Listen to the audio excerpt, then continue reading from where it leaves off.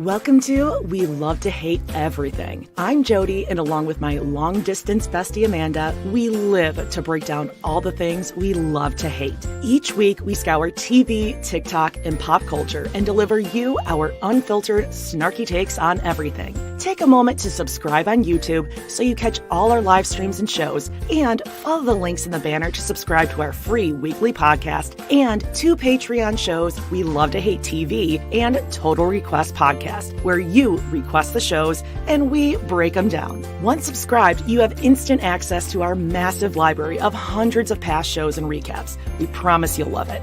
And listen, we're all friends here, so let us hear from you in the comments. We love getting to know you, and we hope you enjoy the show. All right, let's go.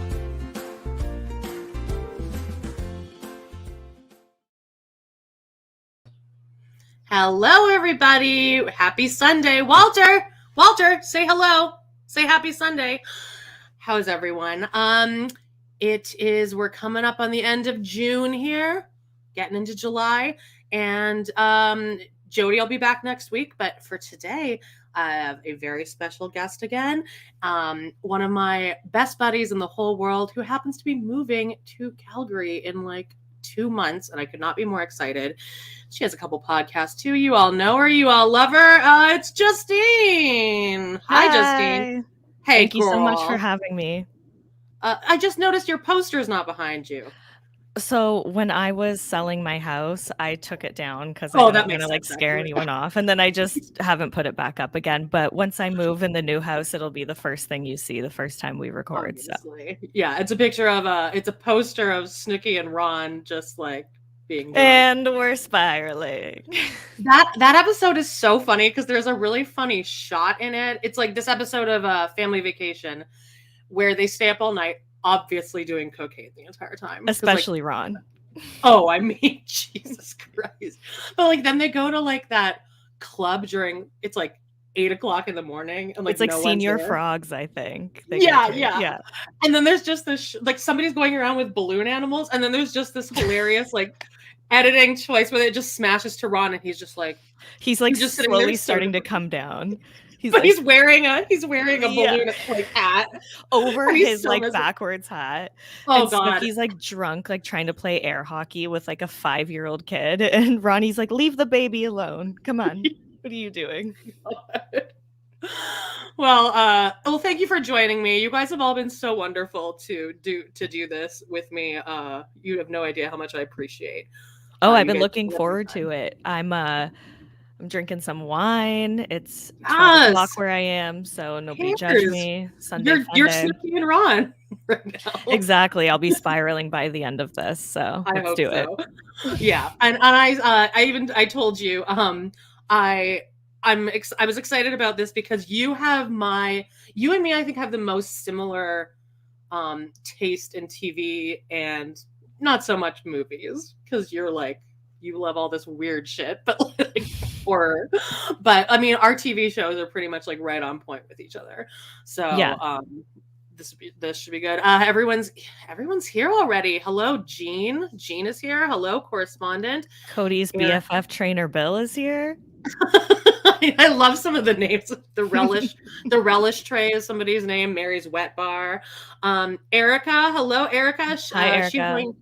She's going to be. She's Justine's co-host, kind of. It's like an unofficial do a like crossover series called Surreal Shore, and Erica is like the American version of me. Like her and I are the exact same person. It's the weirdest great thing. Yeah, I mean, honestly, like you and her both reached out to me in my Amahhnnda Loves to Hate Teen Mom 1.0 days, and it's taking a risk when somebody reaches out and is like, oh, I'll come on your podcast, because you don't know if they're going to be good or not.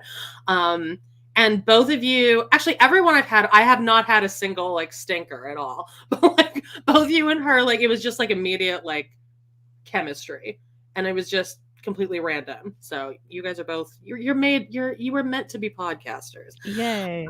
And Eric is also going to be co-hosting this with me sometime in July when Jody has to take another week off. Let's talk about your podcasts here. Which one do you want to talk about first? Which one do you want to plug first? Oh, geez. Well, they're two kind of completely different podcasts. The first one, obviously, with Julie, Resting Bitch Face, where we just talk about, whatever we want to talk about that week. Sometimes we do like full pop culture breakdowns of what's going on, TMZ articles. Sometimes we talk about like, am I the assholes? Sometimes we just bitch about our own lives. Yeah. Just everything. Yeah, it's a fun time. And the other one is the Shore Store, of course, all things Jersey Shore, Floribama Shore, All-Star Shore, basically everything in that category. Like I want to cover Buck Wild at some point, like basically anything that's been on like MTV or Bravo. And right now I'm recapping Vanderpump Rules season 2 and Teen Mom Young and Pregnant season 1 on my Patreon. So Ooh, that's a throwback to the past. it's a good time. I'm having fun doing it. So we're here to celebrate a birthday party. That was the second episode ever of Young and Pregnant. No, it wasn't. Yes, it was. And Ashley completely started it. Oh my God. No, wait. No. It's a baby shower. Why can't we just be happy? Right, but then there's the birthday party one's Bar's birthday, and Ashley's wearing that really unflattering red dress where her boobs look like flat pancakes. I wore that exact same dress to my brother's wedding. You have like it's from Fashion Nova. You have better boobs than her that actually stay up. Anyway, not to shame Ashley because she's like stunning. So anyway, she's a horrible person though. Oh, she's terrible. So is Bar. So is his mom. So is everyone on those shows. Why the fuck would anyone sign up for them if you're not? Okay, let's see here. I want to talk about, just quickly, I went to Kinky Boots with my dad at a community theater, and I was like, this is going to be rough. It takes place in Liverpool, so the accents are supposed to kind of sound like the Beatles, and they didn't. It was a cacophony of different accents, just like kind of British every so often. There's always that one person that sounds more Australian. Like I feel like when I try to do a British accent, that's what comes out. I can do a good Cockney accent. Yeah. That one's super easy, but like it's hard to like, because there's so many different accents in there, but like this was rough, but it was fine. Like it was good. My dad got like wasted, as he always does at these shows, and he like doesn't drink, but like I think he uses these shows to just like get wasted. Yeah. And he's taught the whole time. He's like, didn't you bring money? Why didn't you bring money? I forgot my money. He always gets these 50-50 tickets. You know what that is? Yeah. Okay, yeah. So he gets these fucking 50-50 tickets. He finds out that they take Visa. It's this whole fucking thing, but he ends up buying them like a minute before they start announcing. He buys like the row of them, like the receipt that just has the numbers on them. Yep. And but he won. He won $175. Nice. And I've never seen alcohol money for the night. No, he was so fucking. He's like, oh, I'm going to use this for season tickets. I'm like, you told me that these were part of season tickets that you already bought for us. And he's like, no. He's like, no, I was going to buy them anyway. I'm like, why do you lie about this stuff? He's such a weirdo, but I've never seen him happier. And for the most part, people usually just give the money back to the theater. That's like kind of what you're supposed to do. And he's like, I'm keeping this shit. I would too. $175. Yeah. That's awesome. That pays for like your dinner and your drinks like the night of the show. Sure. I mean, we didn't go out for dinner. He didn't want to. I asked. Can I invite myself to a show with you and Ron when I move there? And Dawn. Dawn, my dad's name is Dawn. We're not going anywhere with Ron. Okay, Dawn. And can I get drunk with him too? Yes, he would love you for sure. So yeah, for sure. Oh my God, the things we're gonna do in Calgary. Are you coming to the Stampede? I don't know yet. I really want to. However, you're trying to justify the expense. Of course, I've been looking up Halloween events because I'll be there for fall. Oh yeah. And did you know there's a Halloween event every year at Stampede Park called Screamfest, and it's Canada's largest Halloween event. And they have adults only nights where the whole entire park serves alcohol. So I'm like gonna make you come there with me and do the haunted houses with me. Oh, totally. I would totally do. I don't mind a haunted house. Okay, awesome. I can't handle the well, we're going to talk about Terrifier too later. But let's see who's in here. We got Joe in Salt Lake City, Cody's BFF trainer Bill, aka Baker Face Melissa. We got Mona Reiki in the chat. God, this is a great group of people here. Okay, and we have 69 people in here right now. Good number. Amazing. It was meant to be. Fate. Seriously, worst sexual position in the world. I hate it. I agree. I need to focus on one of the things. Yes. I'm concentrating on this right now. I mean, I can't even feel what's going on back there.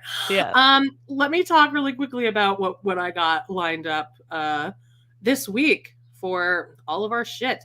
We got on Love to Hate TV, Sister Wives season 7 episode 4, Vegas Surprise. This is where they decide to throw Cody a party, and he has and they all, it's like the worst party ever. They all dress up, all the wives dress up as like different cards because they're doing Vegas theme.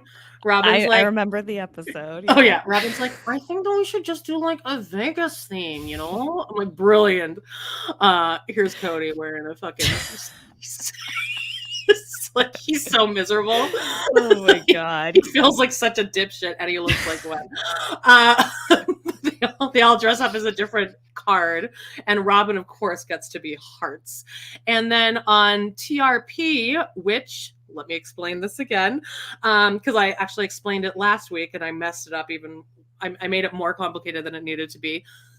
If you only want TRP and you're not interested in Sister Wives at all, I would just join either tier 1 of Love to Hate TV or just go over to patreon.com/trpod, because that's all the back episodes and we do new episodes there. But this week we're doing an episode of Dead to Me. Do you watch that show?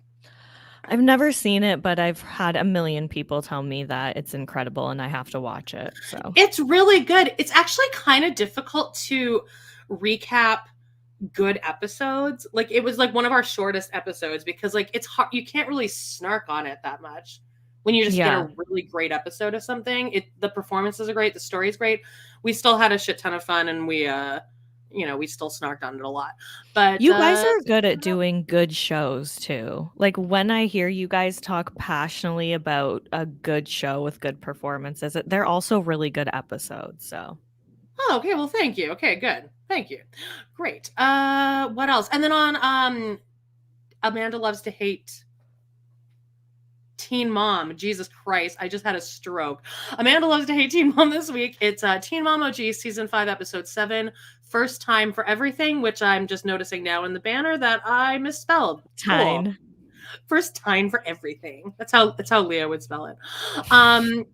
And I need to record that tonight. That'll be up tonight. And that's it. Let's see here. All right, what do we want to discuss? Oh, well, obviously first, I told you last night, I'm like, we're right on the cusp of this not even being interesting news anymore, but we caught it just in time, and we're going to talk about this fucking submarine. Jesus Christ. Oh my God. What do you think? I mean, to quote Anthony D. Domenico. Amazing episode, by the way. I'm not going to pay $250,000 to go somewhere where I have to sit cross-legged, smushed, and all I can smell is breath. Yeah. Rest in peace to all of these people. Seriously. Of course, yeah. It's honestly, even before this, when it first happened, I was just saying, what a horrible way to go. I can't imagine. Actually, apparently it wasn't a horrible way to go. Apparently it was quick, but still just everything. I'm so scared of the ocean in the first place. Yeah, I don't know. It's crazy. And at the same time, they all signed waivers that said death in them multiple times. And it's very much just a rich person thing, I guess. I don't know. There's so many other things I could think of to do with that much money that it's wild to me that anyone would even want to do that. But that's just me. I can't fathom having that much money because, like, I don't need it and I couldn't even spend that much. Well, actually, I probably could because I piss my money away like no one else. Same. Money burns such a hole in my pocket. Piss it away. Yeah. I'm like, oh, Mom, like, we keep going up in numbers on Patreon. She's like, oh, you must have a really good savings going in there. And I'm like, uh-huh. Totally. Yeah, I save every penny I make from podcasting. Yeah. Got about $1,000 in there. And then also I have like all these I keep getting approved for more credit cards because like my credit in Canada is clear. Oh, the devil. And they keep upping my limit. I'm like, why However, I will say I believe in the United States they let you have more debt than they do in Canada. So I feel like that's why like Cody and Robin are in the position that they're in. I feel like in Canada they don't let you get to like the point of no return. I could be wrong. Interesting. Though. Well, yeah. I don't know. In 2 years, I've you'll see. A couple credit cards. Every time I go to Walmart, again, Walmart in Canada is Target in America, and every time they ask me like, "Do you want to apply for a Walmart credit card?" I'm like, no, I can't. I will max that thing out in like a month, probably. Same. Even if it was like $10,000 on there, I would find a way to max it out. Okay, so this submarine, the fact that there was they were only seeing it through a screen. They weren't even seeing the actual Titanic, right? Right. So like, what's the point? Just watch the movie Titanic. They go down there. Watch the videos on YouTube that are everywhere of them exploring it down there, like professional camera crews and stuff. Like anything, and watch the movie. The saddest thing is knowing that kid was scared and didn't want to do it. Yeah, so I sent you guys the article in our group chat that was like, I mean, listen, when these things happen, anyone who knew them can say anything to get $1 from a news article. So, you know, take it as you will. But apparently the 19-year-old kid who was on there with his dad was like estranged from his dad, and it was Father's Day weekend, and his dad was like, this is what I really want to do. So he was like terrified to do it, but he's like, I'm going to do this with my dad on Father's Day. And then it happened. Yes. So it's like, man, when daddy issues goes wrong, it's that's the height of daddy issues. Listen, right I got daddy issues like the rest of them, but I ain't getting on that fucking thing for my dad. I'm sorry. No. And now James Cameron's coming out now and doing all these interviews. I know. It's like, I totally knew. You directed a Hollywood movie. Like, why are you talking about this? He's been down there like 11 times or something. Oh, I didn't realize that. Okay. Yeah, I think like this might be totally wrong. I feel like he helped fund like the very first submersible that was like able to take civilians down there. But that might be totally wrong. But like he was obsessed with the Titanic before he even made the movie. So he's been down there several times. But now he's speaking as this expert. He's like, I saw it, and you know, I knew that something wasn't right there. So, but I mean, I guess he told people and they didn't do anything. Let's see here. Catherine says in Canada they would not be able to buy those houses without substantial down payments. Yeah, definitely not. There's like I don't know if they're calling it like a housing crisis in Canada, but like if you can afford to buy a house in Canada, like you are beyond blessed. Like it is insane. I can't believe how quickly you guys closed on your house. We lucked out because we had all of these houses saved to look at that we were excited to go see. And there's a lot of catfishing in the real estate world. Like it will look incredible on your phone through pictures. And then when you go to actually see it in person, you see all the things that are wrong with it. Didn't you walk in on somebody cooking in their underwear? So yeah, we walk in and you know, the agent like knocks on the door like, hello, is anyone here? And someone answers and she's like, oh, I think we're early. Like we can come back in a bit, give you some. No, come in. So we're like, are you sure? Yeah, come in. This dude's in his boxers just like frying himself up some eggs. It's like 12:30 p.m. Great smell to put throughout the house, by the way. Yeah, and then he's like, oh yeah, there's all the bedrooms are upstairs. Just go up there. Look, none of the beds are made. There was like a cigarette butt on one of the counters. There's like empty like liquor bottles everywhere. That's insane to me. I didn't let you look at my backyard. You're like, can I see your backyard? And I was like, no. You're like, nope. Like, shut the blinds. I'm like, it's me. Don't look. like pulled the blinds down further. I just got it redone. You can look at it now. Because like I hadn't cleaned it up, and I think there was like Walter had pooped out there and I didn't clean it. And I was like, I just can't, they cannot look outside. I can't imagine not having my bed made when somebody was like That's touring like my the house. first thing. Like, and it's crazy too, because when someone came to look at my house when we were selling, I like left the house like 40 minutes before the viewing even was. I'm like, I don't want to run into them. I don't want to know. Like, I just want to Really, get out because of here. when my landlord, you know, made me move back to Canada, which I mean, thank God, but I had to show the house every time people would come. Like I had to walk around and be like, here's the living room and here's the garage and here's this. I had to be like the realtor at this house. It sucked. So I feel less bad about leaving my entire household full of shit just on the driveway, because she definitely would have had to pay like $1,000 to get like people to come pick it up off the street. Damn. I don't care. Whatever. Jean says that James Cameron holds the records for deepest dive. And I'm sure that has to do with how much money he has. Jay Schwa, hello, says that guy was going to be a dick when he grew up. I mean, I guess that's a good Probably, yeah. Do you know James Cameron is Canadian and he went to film school in Niagara Falls? Like crazy. No. I remember I so specifically remember when he won the Oscar and he said, I'm the king of the world. And then people like were really upset about it. And I remember him going into, do you remember that? Okay, well, maybe that age gap. Maybe that age gap, but in his Oscar speech right at the end, he's like, you know, I'm the king of the world. And the audience was like, it was tepid. They're like, But awkward. Then like but it wasn't that, like, why is he not allowed to say that? It's from his like, movie. So. Yeah. Like, what's his face said, show me the money when he won his Academy Award. It's just cringe. It is cringe. It's just cringe. But then he did an interview like the next day or something, or like within the week, of people being like, yeah, that wasn't very well received. And he's like, well, let me explain this. It's actually a line from the movie. It's like, my God. That makes it worse that you have to explain it. I know. And like, we all know that's a line from the movie. That's not what the problem was. Okay.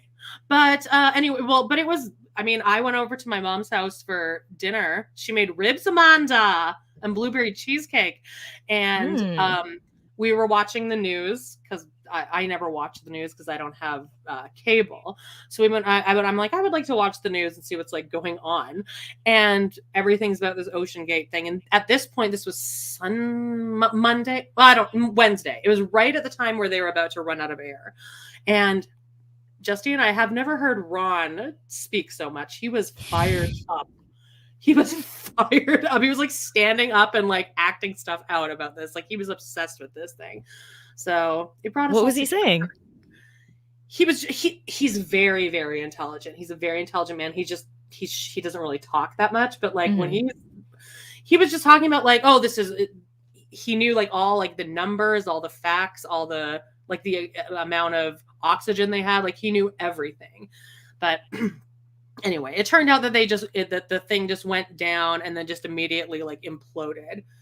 And I watched lots of TikTok videos of like people crushing soda cans really quickly, and it's like, this is what it was like. That's horrible.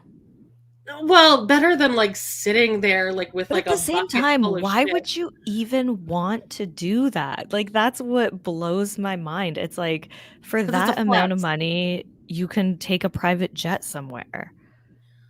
Yeah, like if I'm spending that much money, I'm having like a luxury service. I'm not sitting crunched up like this, you know. I'm also super claustrophobic, so me too. And I can't even sit cross-legged because my ankle doesn't bend that way. So I don't even know how I'd be sitting. I have like one leg straight out and then one kind of like turned in. But I mean, and I think we talked about this, but like, guess what my first thought was? What my first concern was? Where are you going to go to the bathroom? Yeah, I'm like, I mean, I have excessive shit. I went at 9:58. I'm like, oh, Justine, I have to use the bathroom, but don't worry, I'll be back by 10. I was back in 1 minute. That's me on a good day. I haven't even eaten anything today. Can you imagine with the anxiety of being like underwater in the pitch black? Oh, I mean, my God. I would just be pooping all the time. What was the plan? Like, how long were they supposed to be down there for? A couple hours? It was, like a couple hours, and then they come back up. It was just supposed to Okay. be like a day trip. Veggie Queen asks, what is the bathroom? It was like, honestly, a bucket. There was like an area you could kind of crawl to and use it, but like I think you're still pooping in front of everyone. But if you're only gone for a couple hours, you go to the bathroom before you leave. But look who you're talking to here. True. I'd be like, I need to know that there's some kind of privacy here. Grace Taylor says, did you hear Cody paid off Coyote Pass? Good for him if that's true. That is how? By doing cameos? Probably. These celebrities make a lot of money from Cameo. They make like, a lot of them make like 6 figures easily just from doing Cameo. Big Ed. Big Ed makes $100,000 a year. Yeah, people love Cameo. It's a great way for public figures to make money. My brother-in-law might be moving to Flagstaff, Arizona. He's gonna see them all over the place because all of our Flagstaff listeners are like, I see them all the time. He doesn't watch Sister Wives, but he has a potential job opportunity there. And when he said Arizona, and I said, oh, where in Arizona? And then he said Flagstaff, and I gasped. And I was like, it's really nice. I've done a couple like. And he's like, what? Because he's never heard of Sister Wives. He doesn't know what this is. I'm how? Like, how do you live without? I am coming to visit you, and we are going on a tour. We won't stalk anybody, but we'll do a little drive. That's nice of you. We'll eat at what was the restaurant with the lemons, the Fat Olive? We'll eat there. Fat Olives, yeah. Things. It's actually supposed to be good. Let's see. Yeah, it was a bucket. Jay Schwa says it was 81 hours. Okay. That's a lot. I'd probably poop 25 times in 81 hours. It's like you'd need a separate bucket. We're going to need a bigger bucket. How do you feel about pooping on airplanes? Like I don't think I could poop on an airplane. I will poop everywhere because I've pooped in supermarkets. I've pooped in like a low point in my life. I was at a liquor store and it hit me and I asked to use their bathroom and it was like in a janitor closet and I didn't have a toilet seat. And I sat down and I shit my brains out. Let's see. I gotta go. Holly, hi Holly, says James Cameron has been down 33 times. That's crazy. What are you looking at though? Nothing's changing. Yeah, I have no interest in going into the sea like that. Amahhnnda says Janelle supposedly paid a significant amount. Well, I mean, yeah. Who was it? Julie that sent us a thing that was like, I don't know if it was Cameo, but you can pay like $100 to talk to Janelle for 10 minutes. Carling sent us that. And I was like, yeah, pay $120 to talk to me on the phone for 20 minutes. Like, you know who does that a lot? Chris from 1,000-Pound Sisters, like word of the state, like the brother. Yeah. He does those all the time. He has a thing where you can pay him money to like either DM him or to like talk with him over the phone. Like, it's wild. But honestly, if I were in a position like that and like, because we've talked about this before where it's like they're too famous to get a normal job, but they're not famous enough to be like millionaires off of it. So it's like, what else do you do at that point? Like you might as well do Cameo and these phone call things and everything else. I would need a guarantee that she will answer any question that I ask. Like I don't want it to be like you can't ask about Cody because then what the fuck are we doing here? Right. I think Janelle would be like honest about Cody. Yeah, well, actually, speaking of which, I feel like we're doing our Sister Wives news. We usually do that last, but let's just get out of the way now. There's no actual like sequence here. Someone sent me, and I won't say her name because she has this person just escaped a narcissistic marriage, so she's finally out, and one of her friends got her a cameo from Christine, which I was thinking about asking her to play it on here, but she says her name in it, and so I just didn't want to like dox her at all. But it is an amazing cameo. Did you watch it? I sent it to you guys. Yes. I've seen a few cameos from Christine. That one, the one that she did, you and Jody. I've seen a few other ones. Christine is incredible at doing cameos. Like She is, because she it takes sounds the like time. you're friends. Yeah, like she Yeah. cares about you. Christine's got an incredible personality. She said, Holly says, I hate to say it, Amanda, but if you have the metal and scar tissue removed from your ankle, your mobility will come back. Yeah, no thanks. Not doing that. I'm fine. I'm fine clutching onto the railing every time I go down the stairs 1 foot at a time for the rest of my life. But this cameo from Christine was like, that is so great that you escaped a narcissist. And she's like, she kind of starts off kind of slow, like she's not saying it, but she's like, yeah, people, I was talking to someone the other day and they were saying that Cody was a narcissist. And anyway, blah, blah, blah. But then by the end of the cameo, she's off the rails with it. She's like, yeah, he was a total narcissist and it sucked. And I mean, it's hard to get out when you're under someone's control. And she just went complete. It was like the nicest, most personal cameo ever. And she did not need to divulge that situation. But Christine doesn't give a fuck anymore. She wants Cody to see this shit. And my mom is like, Christine is so immature. She's acting like she's 16 and she's like trying to make her ex-boyfriend jealous. I'm like, yeah, but as long as Cody's like upset about it, then I'm fine with it. I think she's more just like playing with the fans. Like, I feel like maybe now that she's like quote unquote free, she's like seen more stuff online and maybe read more stuff what people like think about her and Cody. And maybe now for the first time she's realizing like, wow, the audience loves me and they hate Cody. So she's like playing it up with the nacho thing and whatnot. Yesterday, I actually randomly watched an episode of Sister Wives. I watched the one where Mary and Janelle meet Leon's girlfriend at the time. I don't know if they're that was still such together. A weird episode And Leon they do that, those two to do it, right? And they do this like women's march or whatever. But at the beginning of the episode, when Leon invites, is her name Audrey, I think, over yes, to say like, hey, this is my girlfriend, and it's really awkward. I actually started crying a little bit when Christine was like, nice to meet you, congratulations, and she just gave them both a hug. Like, just the energy that I don't know why, it made me like tear up. And I'm like, she is like somebody that's like meant to have children and like make the world a better place. And it is so rare when I say that, because like I hate kids and I don't think anyone should have kids. Her room. I don't even. Yeah, but she is somebody that like is meant to have that role. I don't know, I can't describe it, but yeah, it was wild. I think in that episode, in fact, Cody gets all butthurt because he's like, well, you're going to do this march, but polygamists are really threatened by the government too. And everyone's like, but that has nothing to do with the march. Or in the next episode, they all go back to Utah to try to march against like the laws against polygamy or something. But guess what? So Robin doesn't go. And then Christine signs her entire like children's lives over to Robin. But she didn't try to have a relationship with these people. Awful. Oh my god. Let's see what's going on here. Walter is so cozy in his bed. I know he looks like I abuse him. Like he looks like an abused dog. Look at him. He knows what to do. Like he just knows that you're doing your thing right now. When we wrap up, he'll be ready to go out. Like he knows the word podcast, and he'll run to this bed.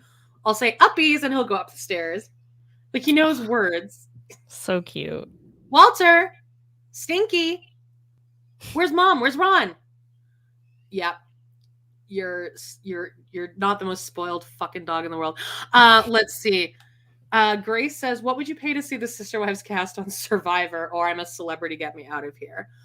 Honestly, I would love to see any of them on any of these reality shows where they mix and mingle celebrities together. Like, it doesn't necessarily even have to be like a survival one, but like the Surreal Life or any of those, you know, like it would be hilarious to see Cody with like Dennis Rodman or something. Like that would be incredible. So like, who would you put with Cody? And Robin, I guess. Like, who do you think would call them on their shit?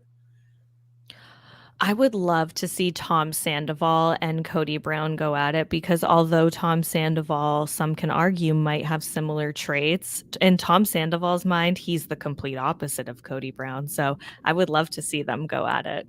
Well, in Cody's mind, he's the exact opposite of what Exactly. Cody Brown. I got in another fight last night at like 2 a.m. with someone on Robin's Instagram.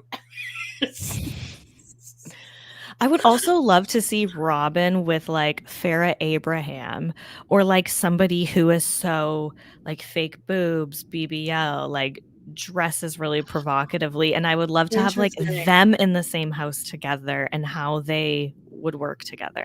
Or I'd like to see her with like an Omarosa, someone who's like very like, who's famous, but also like smart and can like back up her own shit, and then I would love to have Omarosa call.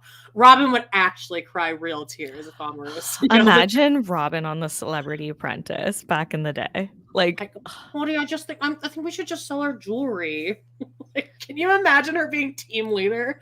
Oh my God, she would come into it being like, I was meant for this. I'm a boss bitch. I own a business and I think I can handle this. And then like the first episode, she'd be the one like crying, being like, please send me home. It's harder than I thought it was gonna be. Yeah, she'd probably leave like after like the quick fire challenge, like part of the she'd leave before the actual like challenge. Robin would have a stomach ache and never participate. 100%. 1,000,000%. That's what would happen. Here's this is funny. Amanda says, well, gotta go pick up Savannah. Now leaving the show. Is it Savannah like in her 20s now? She just graduated high school, so she's like 18. Okay. So she's an adult. Bye-bye. But I feel like Janelle might be good on Celebrity Apprentice, because she's so like I call her jolly. Like that was my first thought of her.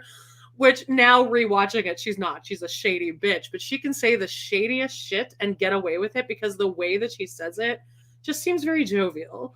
So I think she could get away with being a team leader. Yeah, I think Janelle would do very well on Celebrity Apprentice, actually. Of all of them, I think she'd probably do the best. Christine might be okay too, just because she'd make it at least maybe halfway because of her personality. She would have some like narcissistic celebrity like yelling at her. She would have somebody like yelling at her, being like, stop singing, this isn't a joke. You know? Yeah, like I always think of in the very last season they did with Arnold Schwarzenegger, when it was like Vince Neil and Boy George were on the same team, and Vince Neil was like drinking white wine and Boy George was like freaking out on him, like, I'm sober, you can't have that around me. And he's like, I need to drink wine when I write songs. I'm writing a song right now, leave me alone. It would be like a situation like that. Yeah, I can see that. Cody would love to be team leader, says Grace. Andy, hi Andy. She says Cody and Robin are naked and afraid. Oh, Cody. We have to be chaste. I can't show my body, Cody. That's for you and God. God, she sucks so much. All right. Hello, Elise girl. She says, Guy made it for alive. Yay. Woo. Thank you for joining us. All right. Well, that's great. Oh, well, let's just get our sister wives stuff out of the way really quick. We got a couple posts from Janelle this week. She's kind of been off the grid this week, but she did have a couple things she wanted to let us know about. Oh, well, first, Christine and David went to something and they dressed up as cowboys or something. They look like Chelsea and Cole in like 50 years. Not 50 That years. That is a really good comparison. Yeah. That like, I think he kind of likes being on TV too, and he's the fucking hero. He's the like, hero. I'll just go along with whatever posts you want to make, and I'll smile, and everyone loves me. Yeah. And then I always wonder how that nacho thing, like, whose idea was that? Like, who brought that to the table as a great idea to post on Instagram? It's horrible, no matter where you think it comes from. It's just like that the behind the scenes on that has to be the worst. I almost feel like it was like Gwendolyn and Aspen or something. Not McKelty because she likes Robin, but because she was completely gaslit by Robin her whole life. But I think it was like probably the kids were like, you should do something with nachos. Like, finally acknowledge it, please. Janelle just discovered, hey, look at this. Roasted asparagus in the air fryer. I have that air fryer, I feel. The red one. Oh my word. Well, why have I not done this sooner? I roast lots of other veggies. So easy and just the right crisp. She wanted us to know that. And then also, oh, someone's having a fancy day, Justine. 4th of July nails. Hey, thanks. Thanks, Polished Pretty by Tanika. Janelle's hands look like baby hands. Of course, Janelle is the chick that gets her nails done, and she gets them like shorter than when she came in. She just gets them like, it's like clip them right down to the edge there, shorter girl. than her like actual finger. She's just like, nope. Because whenever I'm in the nail salon, I always see someone like getting a fresh set on, and they like, you tell them how far to clip it down, right? And they're like, nope, shorter, shorter, shorter, shorter. No, shorter. Like Janelle is that person, like all the way down. All the way down. Mona Reiki in the chat says, so one of the daughters confirmed the tattoo is real. No, I believe that. I always thought it was real. Christine's tattoo on her boob. Oh. Yeah. Yeah. Why wouldn't she get a tattoo? It's a fuck you, Cody tattoo. Everything in her life from now on is going to just be a fuck you to Cody. Like, at least 10%. I'm just like praying that it doesn't come out that this guy is like a weirdo in a couple of years. Like, I hope he's genuinely like a good guy, because, you know, everything on social media is fake, and, you know, but from what we've seen, it does seem like she's living her best life since leaving him. And like, she's always at like Universal with him and the kids and stuff, like looking like she's having a great time. So, you know, good for her. Get a tattoo on your boob. Jay Schwa says, I'm uncomfortable if David pushed it, the nacho thing. Yeah, no, that would be the worst case scenario if it was David's idea. Mandesha says, I was just watching the episode with the Tale of Two Maddies, and Cody is playing her motorcycle boyfriend. He describes the loser boyfriend as sitting on the couch and eating nachos. Cody's really triggered by nachos. So weird, eh? Like, there's something weird about that. Am I allowed to vape my thing on here? We're in Canada, Justine. I live in Canada where it's legal. Yeah, you're fine. All right. Wow, we've been up for 45 minutes. We haven't even talked about a single piece of media. All right, let's do this. I watched a documentary that my mom, Daphne, recommended it. Amahhnnda, you have to tell your friends. You have to tell your group chat. And it's good. It's fucking depressing. And it's called, where is it here? Here it is. Take Care of Maya. It's on Netflix. And do you know anything about this at all? No, but after you told us that Daphne liked it, I did save it to my list, and that's about as far as I've gone. It's about like of parents who were accused of child abuse.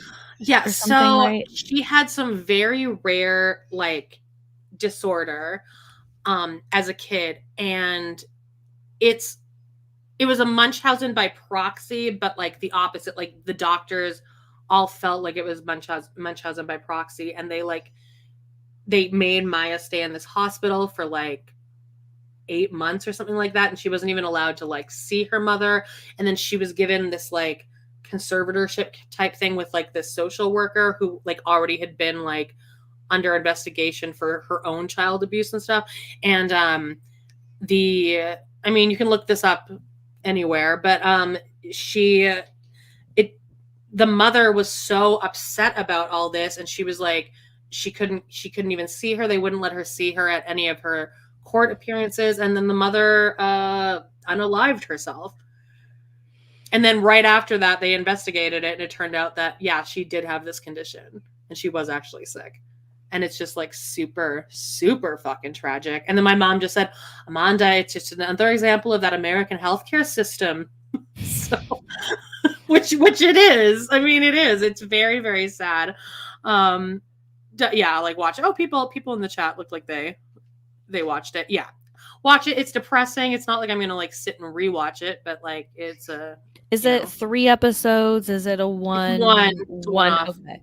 I hate when Netflix does like a 6-episode thing that could have been one thing or 2 things. Yeah, it's but the one thing makes it easier to get into for sure.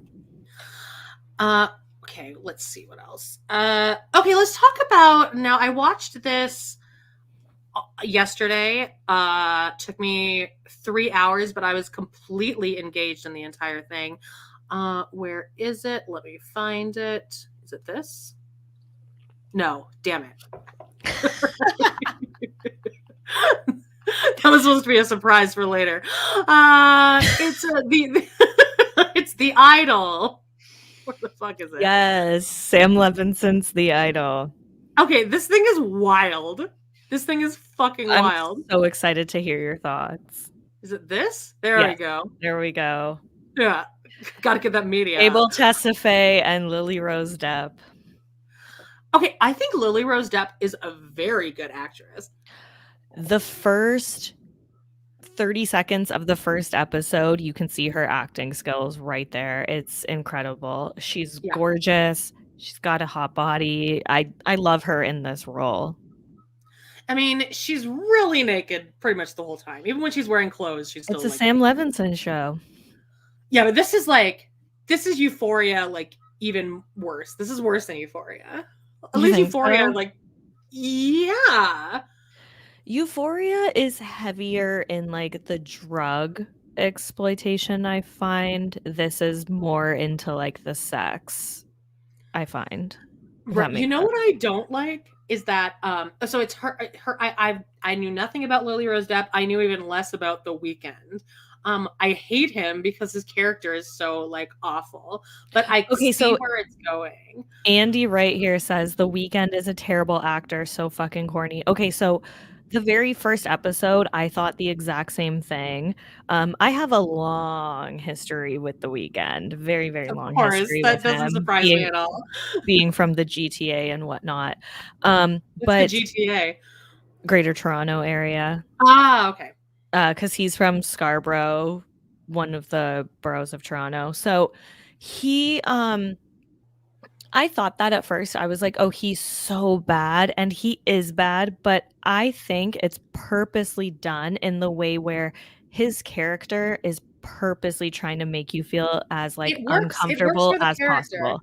Yeah, the whole point is to make you feel uncomfortable as an audience. And also, a fun fact about the show, the house that it's filmed in, Jocelyn's house, that's The Weeknd's real house that they filmed in. That's probably saved them a lot of money. That's kind of a cool fact. Meg says it's a hate watch for me at this point. Yeah, I mean, I'm not like enjoying watching it, but I did have a sex dream last night. So, like, I was this is what I don't like about it. It, like, you never see them actually having sex. They edge you right up to the point, and I'm like, can you just, like, can I see some penetration or something at this point? Yeah, you don't see, like, the graphic. In the last episode, you see it a little, but yeah, you're right. A little, but not to the point. Like, they're building it up so much, and you're like, okay, we'll do it, and then it just cuts out, and I'm like, what the fuck? What am I here for? Grace says it's a series, not a movie. Yeah, it's a series. The 4th episode drops tonight, I think. Yeah, and I think there's only going to be 6 episodes, if I'm not mistaken. And then they'll wait 2 years until season 2. Right. Well, I mean, I'm loving The Idol. It's, like, a fun watch for me. I don't love it like I loved Euphoria. Like, oh my god, I have to watch it live every Sunday. But it's keeping me, like, a little bit tied over. Like, you know, it's so visually stunning, just like Euphoria was. Yeah. So it does give those vibes, but at the same time, it is a completely different show. That carnival episode of Euphoria is, like, honestly one of the most beautiful things I've ever watched. Incredible. Not even beautiful, but just, like, visually stimulating. Visually, the music that goes along with it, like, everything. It was, I mean, it'll stick with me forever. I will say, in The Idol, the girl, her name's Rachel something. I don't know her last name, but she's in the movie Bodies, Bodies, Bodies as well. She plays Jocelyn's assistant / best friend in the show. Yeah. I love her. Oh, she's great. Yeah, she's really good. Azaria's in it. I was like, why are you in randomly? Dan Levy's in it. It's very random. Playing Dan Levy. Yeah, exactly. Or playing what's his character's name? David. Jesus Christ, I should have known that. But I would recommend it. I mean, it's a fun watch, I think. It's not going to change your life. Like, Euphoria actually made me really like. And the episode we did with Jody, where Rue is, like, running around trying to find. I call it her second Emmy episode. Oh, But I yeah. mean, that episode is so good too. What's it called? It has like some weird name. It's like- Something about like a mockingbird right. something. Yes. I mean, can't think it's of an it. amazing show. This one, I don't know if I'll ever go and rewatch the series, but like it's a fun little trashy show to watch just on like an afternoon. Yeah. If you're upset by like graphic sex talk and stuff like that, then you won't like it. But What if you don't like seeing nipples every second of the show? I mean, she's got an amazing body, so She's got it's a great fun nipples watch. too. She's Yeah. got like those big, like thick ones. Like Love it. sausage nips. Yeah. All right. Let's see what else we got here. The Idol. Let's talk about Stars on Mars, because you're the only person I know that well, you're the one that recommended it. At this point, when you recommend something, I actually do I listen to you. Thank you. That makes me know I'm feel like- so like I'm finally starting to get vindicated a little bit after I mean, the Vanderpump Vanderpump. Rules thing. So yeah, I found out about this show because of Vanderpump Rules, because I saw it in like a The avatars are so small. I can't say, okay, here it is.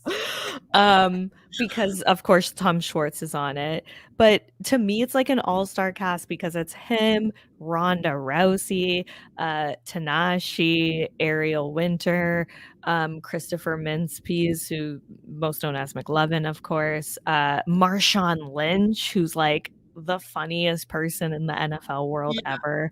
And he's like such a piece of shit on the show. Like okay, the thing about Marshawn Lynch is like he is who he is. Like he's most famous for like being the guy in the press conferences that's like, I'm only here so I don't get fined. Like he won't answer any questions. He just says that. Yeah. But yeah, what do you think about Stars on Mars so far? I love it. I'm actually, it sounds like such a stupid concept when you explain it to people, but the production quality is really good. Like I'm really into it. And like the Ariel Winter is grating to me. She is absolutely grating. But she's a depressing person. What do you mean? Just in that last episode, how they were like asking her about her experience as a child actor, and she was like, "No, I was forced into it. Like, no." Didn't she emancipate from her parents? Yes, I think so. Yeah.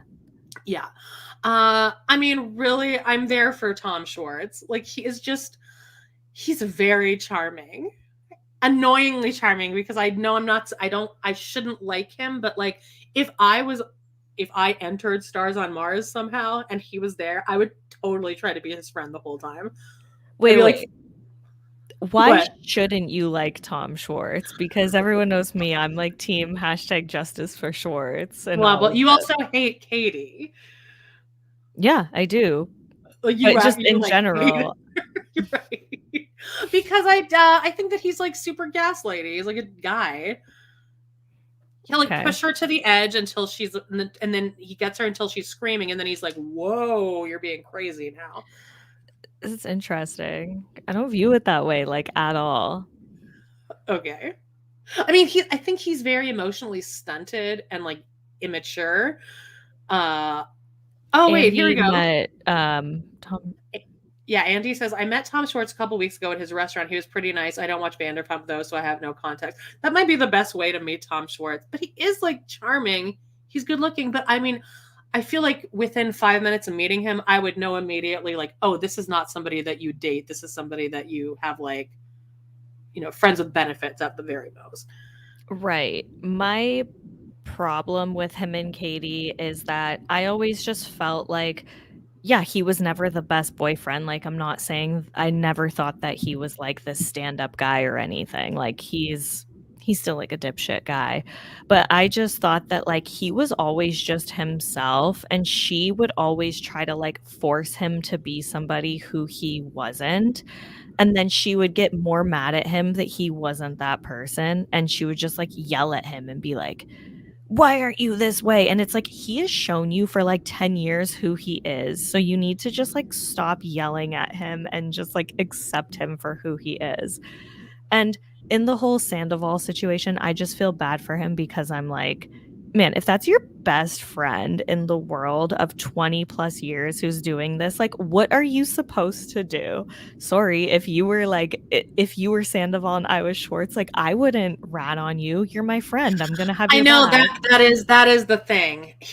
It seems like it went on a really long time, and there could be the point where, you say, okay, look, you need to tell her by this date or I'm going to have to say something. Because it did go on for 8 months, but I think longer. Yeah. But yeah, no, I get it. I mean, he's very likable. This is fascinating to me. Amanda says, fun fact, Ariel Winter's big brother is Pugsley from the Addams Family movies. Wow. Interesting. I guess I can see it. I can see it too. For sure. Yeah. I can. Anyway, I think everyone should watch Stars on Mars. You can watch it if you're in the US. You can watch it for free on Fox. How are you watching it, Craig? Yeah, just on cable on Fox. I just set it to record all the episodes. Oh, okay, you have actual cable. All right, but yeah, guys, check it out. Let's talk about. I already spoiled it here, but okay, listen. I fucking watched that bedroom scene. One of my all-time favorite movies. Terrifier 2. I need you to plead your case here of why you like this movie, because this is awful. The images. I kept rewatching that bedroom scene because I couldn't get it out of my head, and I needed to desensitize myself to it. Why do you like this? Like, when you watch that for the first time, were you like, this is great?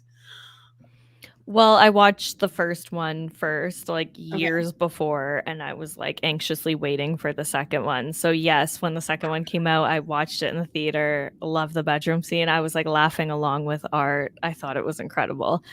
I've always loved horror movies. I've loved like the gorier the better. I think it's because like I was never scared of them or anything. Like my mom always, every time we would watch scary movies and stuff, she would always like sit me down and be like, you see him, he's also in this movie. And so she would always like make me realize that movies were fake. Right. And I'm still like the annoying person to this day when I watch a movie that's like, oh, this person's in this other movie. You know what I mean? Too. So and yeah, and then the thing with the Terrifier movies that I love so much is that they're done on such a low budget by Damien Leone. He literally did everything, like wrote it, directed it, did the special effects, edited it, like everything. And like Terrifier 2, that whole entire movie was done for $250,000. Like he says a joke that's like the budget of catering on a Marvel movie. Like it's literally nothing. So I think it's like impressive, and I just more like the practical effects of it all. And I need to send you the behind the scenes of that, and you'll laugh and be like, and be like, wow, this is how they did it. Like they shot it in like a barn in like a shack in the middle of nowhere because they couldn't use anyone's actual bedroom because they would just ruin it from all the blood. Yeah. And like, yeah, they just like tape her arm behind her back and she crawls and it's just prosthetics. It's insane. RGR Rancourt says, smash that like. Yeah, guys, it doesn't cost you anything to smash the fucking like. Smash the like. Subscribe.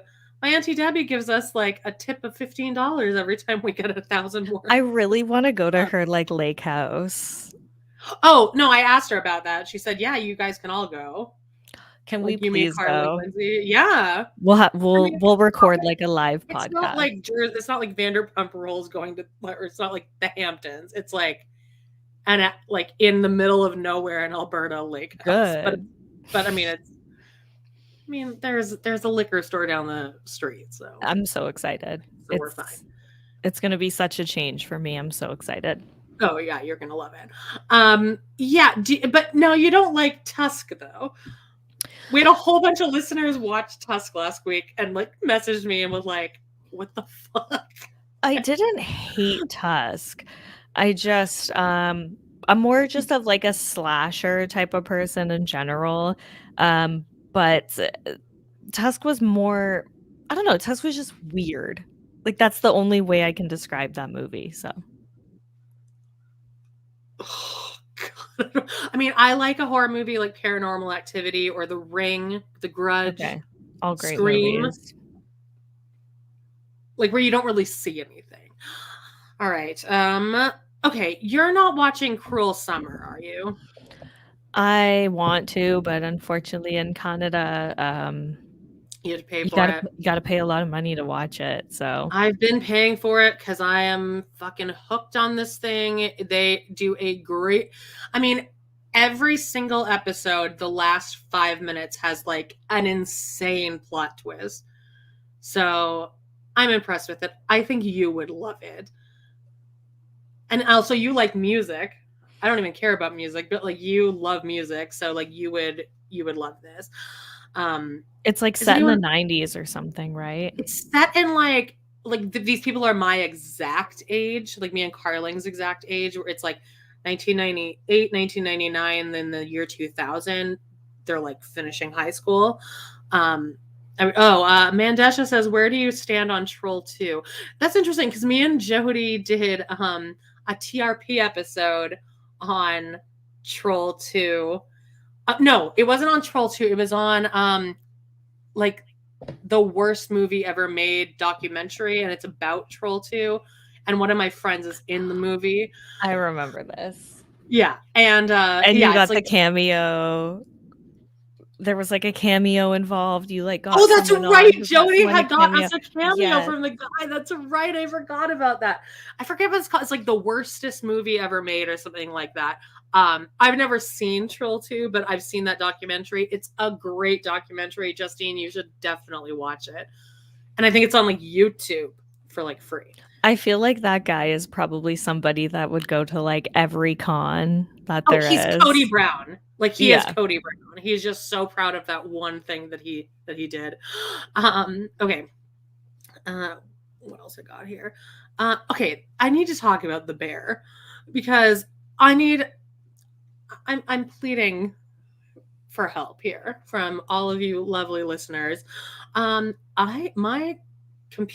my computer is confused as to where I am in the world. Even with my VPN, I cannot sign up. Where in the world is Amahhnnda? Where's Amahhnnda? I can't get Hulu, and it doesn't. The Bear season 2 just dropped. I've been so fucking excited about it, and it doesn't drop until July 18th or something on Disney Plus, and I can't wait that fucking long. If any of you guys have a login that you trust me with, like, I will I'll give you like my, I don't know, I'll give you like my my driver's license information or something, just in case. There's got to be some kind of way to watch it, but yeah, that's annoying because I loved The Bear season 1, and then I was like, oh, it's gonna be in Canada in like 2 weeks or something. It's fine, but then I saw July 19th. I'm like, why are the streaming so weird? It's very annoying. And I keep seeing like people posting on Facebook and TikTok like The Bear season 2 was so good, and I'm like, this is fucking killing me. By the way, Amanda figured out it's called Best Worst Movie. That Troll 2 thing. I'll send it to you. You would love it. You can knock it out. It's like an hour-long documentary.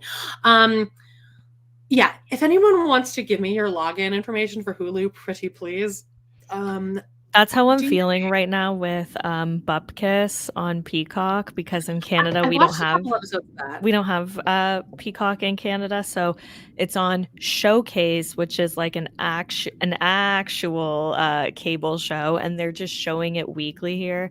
And episode 5 just dropped. I don't know how many episodes there are, but I've been slowly having to watch it every week, and it's annoying knowing that if I were in the US, I would have been able to binge the whole thing, but I love it. Yeah, Bupkis is good. And you were saying on Resting Bitch Face that the casting of the younger Pete Davidson is so good, and he's episode perfect. 2. Yes. That's the best episode so far.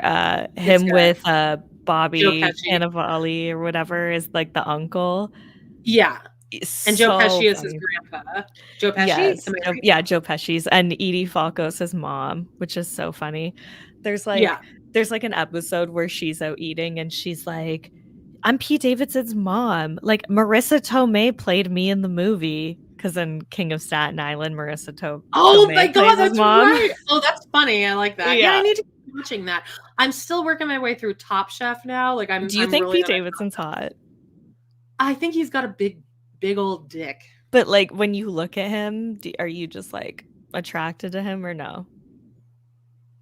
Kind of, because I like bulgy eyes. Mm-hmm. Because I have bulgy eyes and like my whole No, family's you don't. I do. Somebody in high school asked me if I could see around corners. They did.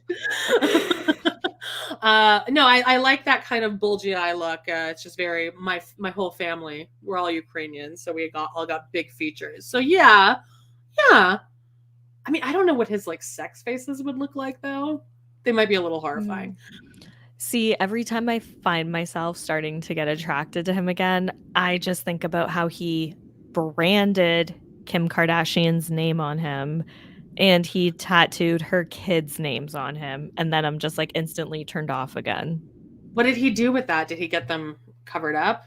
He got the kids' names covered up, but like the branding, that's like in his skin. Like, unless you get a tattoo over that, like, yeah. That to me is just, you're hot until you do something stupid like that, you know? Oh no, it's definitely stupid. All right. What else we got here? I want to really quickly address this because it's not discussed enough in our society. And people need to know about this. And Justine's the only other fucking person on earth I know that watches this.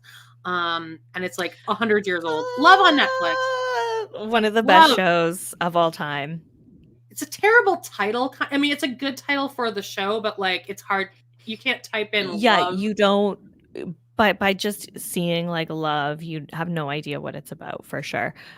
First of all, did you see Gillian Jacobs on Watch What Happens Live with Lala Kent? Yes, and I love how much of a fan she was. Like, because every answer that Lala gave, Gillian Jacobs would be like just like shocked. And I loved that. I love that episode so much because it's things like that make me like realize how good of an actor someone is, because her mannerisms are so different than Mickey on the show. Like, she is such a different person than Mickey. Well, and even just her character between Community and Love is drastically different. Yeah. Yeah, I don't even remember how I started watching Love. I think I saw that like Judd Apatow did it or something. I feel like I watched it like before I even heard of Amanda Loves to Hate Teen Mom, honestly. Like when it first came out on Netflix, yeah. And I've done a rewatch of it like 3 times probably. It's so good. Oh, I've done more than that. It's so good, and it's so interesting how this even came into play that like Paul Rust would be cast as the lead in like a romantic comedy. Like, it's just like, I love because he's got a schnoz. I mean, and this is coming from someone with a schnoz, but like, he's got a schnoz. Yeah, he's got a schnoz. He's got a schnoz. But he plays the character exactly. He plays the character perfectly. It's like, I do believe that he could get a girl as hot as Mickey, and like the situations that they go through. And when you first watch it, you think it's going to be this whole like, oh, he's following her around like a puppy dog because it's like, oh, the guy's like after the hot girl or whatever. But it's not.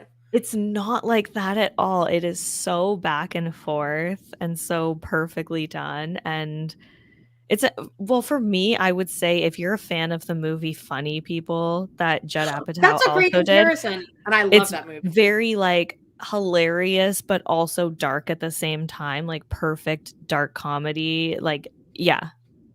And he's not like that in real life at all. Like, I know everyone's sick of me talking about Doughboys, but he's one of the top 5 guests on Doughboys. Like, they all know it. Like, every time he's on an episode, it's spikes. And he's not like that at all. He's just silly, and he's got like this really high pitched giggle, and he's just very laughy and kind of goofy. He's nothing like his character on Love. Like, I don't think he'd ever say anything mean about anybody in his entire life. Like, he's such a good actor. And then, of course, Mike Mitchell's in it. He's one of the funniest parts of the show. He is so effing funny on that show. He's perfect. And like, him and Paul Rust have been best friends since they were like 20 and doing like improv. And like, so many of the people just from listening to Doughboys and like knowing all the guests, they all grew up together doing UCB comedy. So their entire group of friends that like get together and do like the songs, those are all like just people that they did UCB Carlito's Way. Yeah. Mickey's like, I was the girl that couldn't rhyme Carlito's Way. And his friend's like, well, it's a hard word to rhyme, you know. No, it's then Claudio Doherty's so good on it, the roommate. Yeah. I think it's, and there's a lot of good one-off episodes too, like that wedding episode with Vanessa the wedding Bayer. episode. You know what episode is always like rent-free in my mind is the episode where he takes her to the magic castle or whatever. I would love that though. I would love that this is too. the best date ever. It's so cool. And then she's like more interested in the piano player playing Blister in the Sun. Come on, that's like the only Violet Femme song that anyone ever knows. It's a great show. People need to talk about it more. I think it's one of Judd Apatow's best works too, because he loves to do his movies a little bit too long, but this is at least like episodic.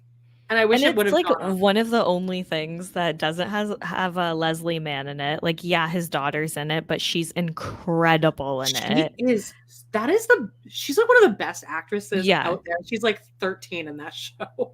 Yeah, she's so good. Yeah, it's different than his. She's better than Maud.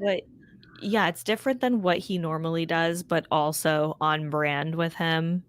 So I would say even if you're a fan of like 40-Year-Old Virgin, like any of his movies, really, you would love the show. Just give it a chance. It's very good. Yeah, and it's also like time doesn't really go by between the episodes, so it's very bingeable. This is a very bingeable show. All right, let's talk about Da Belle of Da Ball here. Let me find it. Here we go. Oh, God. It's happening. It's all happening. 2 episodes, Justine. I'm so excited. And just like that. And just like that, those 2 episodes were everything I could have wanted and more. Yes, like, thank you. They were so bad, but perfectly bad. They were exactly as bad as the whole first season. And we need to talk about this really quickly. I want to give a shout out to Jen from Real Housewives Recaps on YouTube. Love her. Oh, she's great. She actually gave us a shout out this week because I was texting her. It was like 7:00 in the morning, and I was texting her. She's like, "Oh, I'm already on the 2nd episode." we're just screaming at each other through text about how bad this show is. But it was everything. Like Smash season 1 is perfect, and then season 2 they fired all the writers and got good writers, and then it lost the magic of the hate watch. And they did not do that here. They almost doubled down. They just made it, oh God. Okay, I don't even know where to start here. I really want to take time with this. So who do you want to start with talking about? I mean, I want to start off with Che, but I feel like that's obviously no. Let's start with Che Diaz. Hi, it's Che Diaz. I mean, first of all, the Tom Sandoval jacket, right? Like I'm Che, I'm non-binary with like the lightning bolt blue jacket. Please tell me you saw the meme. Yeah. Did you see the memes though? Someone put like a meme beside with Che with Tom Sandoval like performing at one of his shows beside with like the black blazer with the lightning bolt. And it's like, oh my God. Che is the worst character ever. Do you think they're trying to make her redeemable? Because I feel like I don't need her character fleshed out more.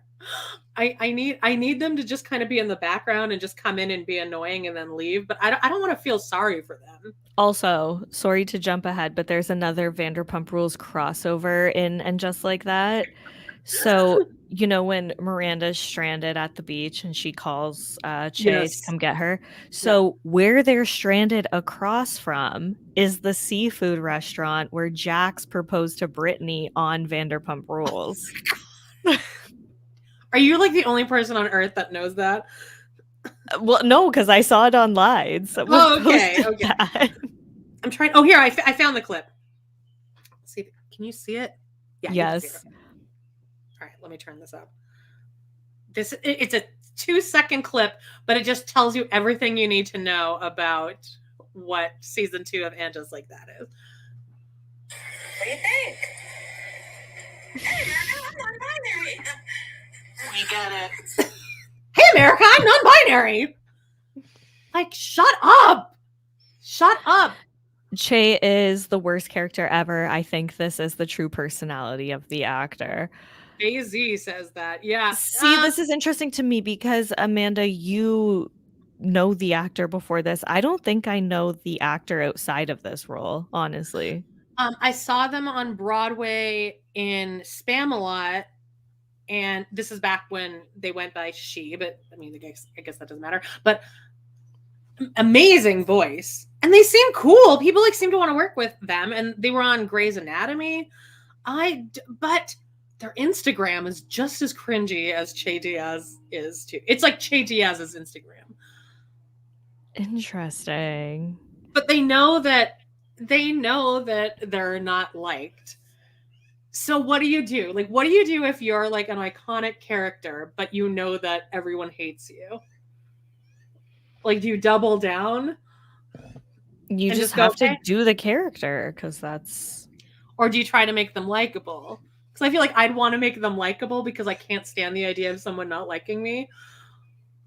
Yeah, but at the same time, when you like try too hard for someone to like you, then like they're gonna hate you even more, I feel. I don't know. I don't know what you do in that situation, but Grey's Anatomy is a wild show. That's a show I remember being in the 8th grade and coming to gym class, and my gym teacher would literally look at everybody and go, "So who watched Grey's Anatomy last night?" And the girls in my class that watched Grey's Anatomy would like crowd around the gym teacher, and they were like the teacher's pets, and the people who didn't watch it were like on the outside. And I was in 8th grade a long time ago. It's wild to me how long that show's been on for. I know. I've seen one episode of that show, and it was where everyone got shot. But I also know that McSteamy is the hot dad from Euphoria, Nate Jacobs' dad. No, he isn't. Yes. McDreamy is Sean Penn, but McSteamy is the hot dad from Euphoria. Patrick McDermott or something. It's not Sean Penn. Okay, same person. You should, yeah, sure. Okay, so there's also a McSteamy. Yes, I think so. Okay. The Grey's heads in the chat can confirm. Andy Nowicki says, her and Cynthia Nixon keep doubling down on people hating the character because they're non-binary, but everyone keeps screaming it's not that, they're just an awful character, as you both said. Yeah, and well, I mean, I guess, is there anything more you want to say about Che Diaz before we move on to Miranda? Because that's really where most of my gripes lies. Just that, like, yeah, Che is just an annoying character, a bad person, not even funny. Like if your comedy concert, if your comedy act was that funny, at least then maybe I could get on board with you somewhat, but you're not even there. So yeah. Well, it's the reason. Oh, Andy says Hi, Julie. Justine correct about Miss McSteamy. And yes, hello, Julie. Amahhnnda says, good God, ladies. I don't know what that's about. I hope you're not yelling at us or something. Did we say something bad? I know, I'm so nervous over that. Oh no, we're fine. I think. Yeah, Chase sucks, and I think they're trying to make them more of a big character. I don't care about them. The people that I care about way less, though, are the entire 3 new characters that they added. I don't need them at all. At all. I can really just handle it just with the 3, with Carrie, Miranda, Charlotte, and Che, I guess. I don't even know what the other names are of these women. Yeah, I agree with that. The woman who she was Miranda's teacher the first season. Right. And her husband was like, they're like copying the movie Obsessed with Beyonce, where he's like in the hotel room with like the person he works with. And then she's like freaking out. Like, I don't know. Amanda says, no, just Sean Penn, Patrick Dempsey. Okay, to me, they're the same person. Sorry. I can see that. Okay. No, and then there's the one that is like an art collector that Charlotte loves. Yeah. It was and her husband is George Washington from Hamilton. Yes. Okay. And then there's another one. Yeah. Who's the third one? They're all people who were brought in. Oh, Carrie's realtor. Right, yes. The one that got her back on the SIGs. Well, I mean, this show is about being so old. Carrie had to have hip surgery at 50. So, I mean, at that point, why not just smoke cigarettes? So old. My favorite, though, who I always forget is in it until I watch it again, is can't think of his real name, but he's Runkle on Californication, Charlotte's husband. Oh, yeah, and he's in The People versus O.J. Simpson. Is he? Evan Handler is his name. Evan Handler, yes. Runkle on Californication. Oh, good for him. I love Harry. Now, I could give two shits about Charlotte's two kids. They're both assholes, and the get one a job. is like, you know, starting to be a musician, and their music, that song that they played was very much like a ripoff of Driver's License by Olivia Rodrigo. I was very upset over that. But whatever, it's fine. Okay. Never heard any of those words before. And then Rock, her other, again, this is another example of Che Diaz. Like, that's fine that you're non-binary, but it doesn't need to be every sentence of everything shoved down that you our say. throats in every single scene ever. Yeah, fine. They treat the audience like we're stupid and that we don't get it, and that like, we're all racist and homophobic, and we need to be taught something. Right. Most of us are fine with all of that, and we live in a society with all of these people, and we just kind of go through our lives. I don't need you to mention it every fucking time. Yes. Let's talk about Miranda. Now, those teeth. The teeth? The teeth haven't improved since season 1. Probably gotten worse, but the beach episode, I'm like, she needs to be in a conservatorship at this point, because this woman cannot function by herself. She's going like off the rails. She's like, oh my god, I lost my cell phone. Like, I feel like with Miranda, they completely changed the character, and like, yes, and it correct me if I'm wrong, but I feel like Miranda used to be kind of the like strong, independent one the of badass. All of them, and was like, we don't need men, like we can do this on our own, and men are just our background and stuff like that. And then now all of a sudden she's like, where's Shay? I need Shay. And it's uncomfortable almost. It's a completely different character, and I can't believe that because she was just on Broadway with Laura Linney. I mean, she's like my comparison of just pure beige. But anyway, Laura Linney and her did a production of, and I can't think of the name. It's called like Two Women or Two Sisters or something like that, where they were on Broadway, and it's a 2-person show, and they would switch every night. Like they would each play like like both characters, and then one night they'd be this character and the other night they'd be that character. And I'd watch scenes from that. Cynthia Nixon's amazing. She's a great actress. For some reason, like, why would she let this happen? You've created this amazing, iconic character of Miranda in Sex and the City that a lot of women like look up to as this strong individual. Why would you let this happen?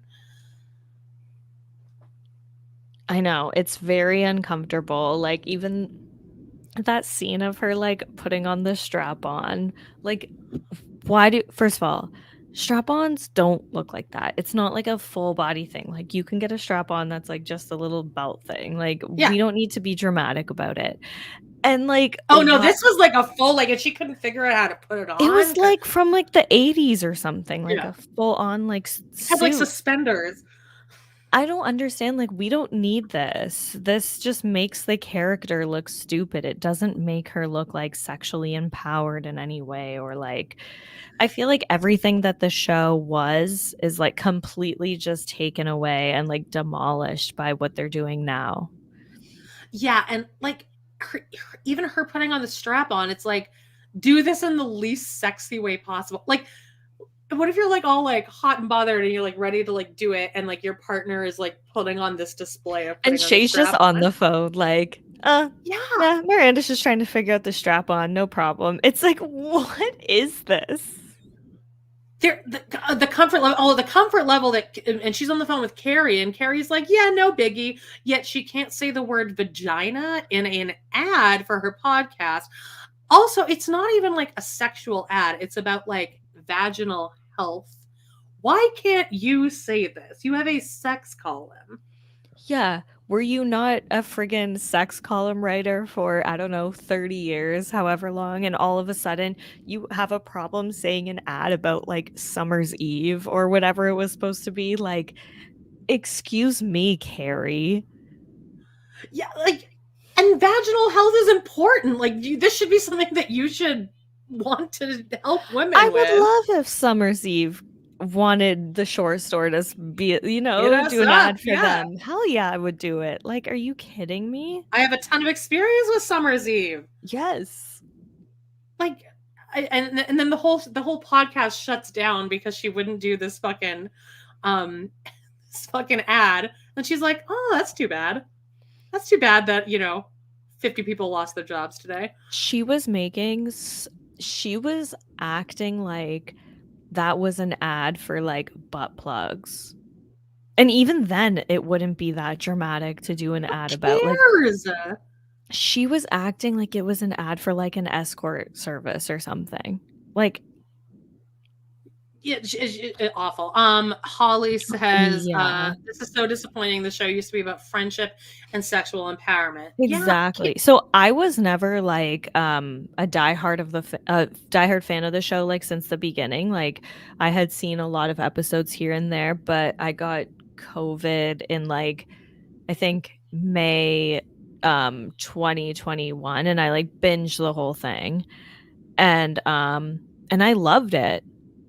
I loved it. I had such a good time watching the show, and there were so many like real funny episodes, and it's become a parody of itself is what you it is, have honestly. to watch it under the lens of this is not the same show, and I don't consider it canon at all.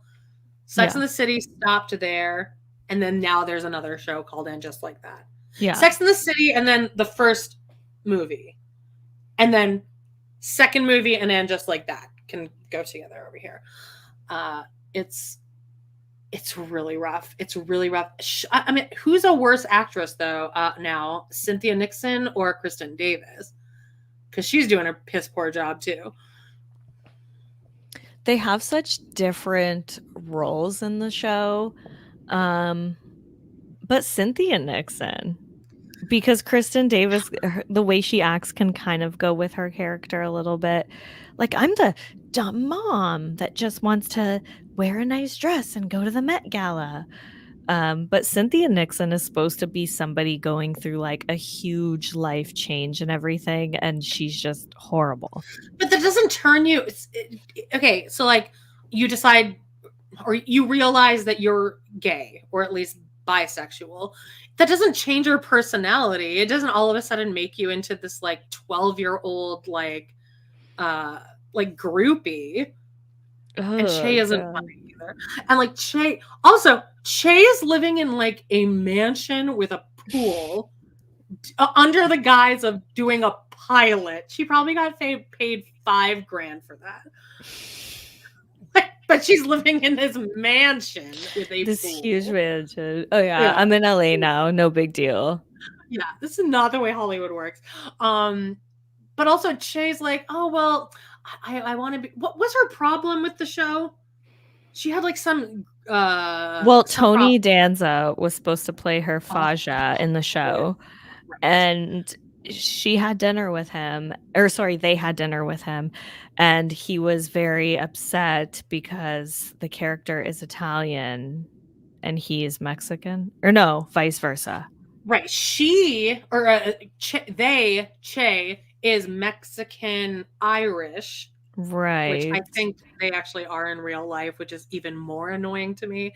But they are. And Tony Danza is Italian. And Tony Danza's like, look, I don't want to be Mexican. Why don't we just make your dad Italian?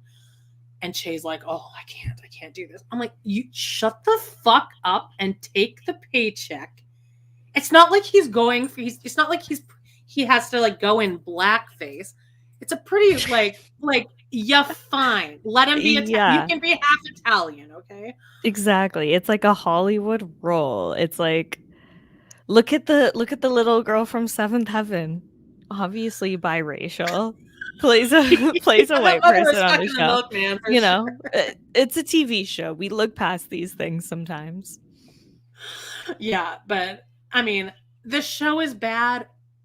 Am I gonna watch it every Thursday or Friday at 4 a.m? Yes. Every Thursday is like my bad TV shows, because not only is it And Just Like That drops, but also The Kardashians. So both of those are like first. You don't want to. It's horrible. But first thing on Thursday, it's like my bad TV. It's like, yes. Rebecca says life change on the show equals brain character transplant. Yeah, and she said, love you both, straight Rebecca. Up. Yeah, awful. But what do you think that Samantha's cameo is going to be? Do you think? I think it's going to be the last minute of the last episode, and she'll be like, "Okay, hang up." Do you think she's like, even going to talk? I think she'll talk, and I think it'll be on a cell phone. There's no way she's appearing in a scene with any of these women. She'll be like in London, and it'll be like a phone call, and she'll say like, it'll be like an under 5. She'll be paid SAG minimum for it. No, actually, that's not true. She probably got paid so much money for this because like that's such a great hook for people. I know. I mean, I'd watch it no matter what, but like knowing that Samantha's coming, I mean, that is annoyingly exciting to me. I agree. Yeah, I think she's going to be last episode, last 10 seconds. And I'm not even going to give them as far of credit to say that she's going to talk. I think they're just going to like show her like getting on an airplane or something and like flipping her hair, like getting on an airplane. And like that's how the season ends. I'd be completely satisfied with that. It's true. I don't actually care what happens to any of these people. I want Miranda. I want the whole show to end with Miranda getting back together with Steve. Is I don't know the actor who plays Steve. Forgive me, but is Steve supposed to be on this season? Do we know? Or David Eigenberg? God, this is the information I keep in my head somehow. But yeah, I think he is. Is he? He should be. He's like one of the most lovable characters. I know. He needs to be, honestly. I want to see him on this season fighting for Miranda. Just hashtag justice for Steve. Going back to Real Housewives recaps, she says it best: justice for Steve. And Aiden's coming, so can't wait to see how they fuck up that storyline that they've already fucked up in Sex and the City movie 2. But I mean, seriously, if you guys just want some complete trash hate watching, nothing's been done as well since the first season of Smash. Let's round it out here with the fact that some birthday wishes are in order, Justine. Howie the Crab is celebrating her 8th birthday, Justine, yesterday. You missed it. Listen, I love you, Amanda, but I'm full team Jody on this one. I think this is the weirdest effing thing ever. I do not condone this.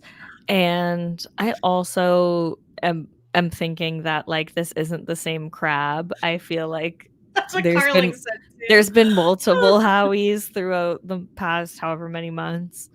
Look at this. It's her birthday. I don't like the seafood thing. Well, she's not seafood. She's a pet, Justine. This crab has been alive for 8 years. We're supposed to believe that. Okay. Well, Justine. Now, here's another one. Look at that. She's giving a high five. She's got a little birthday hat on. I don't like it. Well, high five. She can give a high five, Justine. I don't like it. No, it's weird. Howie's here we go. Now, look at this. Molt Watch 2023. Hashtag Howie the Crab. She's coming up in another molt, Justine. It seems like only yesterday I watched that thing for 2 hours, molt. I don't like that, babe. This is a dangerous one. She's getting older. She might not make it through this one. How would you feel about that? Wouldn't you feel so bad? Nope. This is somebody's pet. I don't care. It's weird. Go get a dog. Go get a cat. Even I agree with that.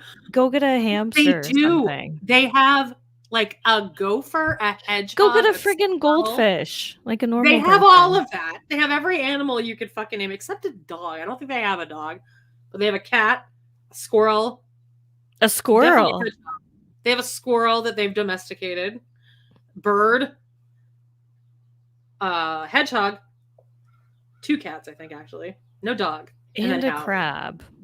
And a fucking... But molt watch. So I'll keep you updated on that, Justine. I know you're worried. Amanda's going to be wearing the hoodie when she picks me up from the airport. I'm going to buy you a Watch hoodie. 2023. If I bought you a Howie the Crab shirt, would you wear it? Conversation piece. I would if it said like "Love to Hate Everything" pod or something on the back, but if it was just Howie, then no. Okay, so you buy a "Love to Hate Everything" shirt, and then on the back it's like a real size crab, so it looks like there's a crab hanging off your back. Sure, yeah, I like that. All right, I think that's it. Oh, well, let's go through our quick fire questions here quickly. Oh God, okay. All right, Aunt Diane, drunk or tooth abscess?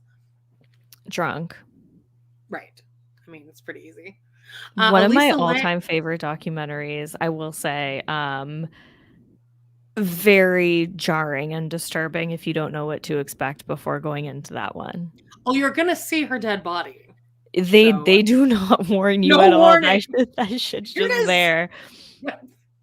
And I can pull that up in my brain at any given second. Same. I know exactly what it looks like. I know exactly her arms like up here. I remember everything. Okay, Elisa Lamb, manic episode or was it paranormal? I don't know too much about this, but I'm gonna say manic episode.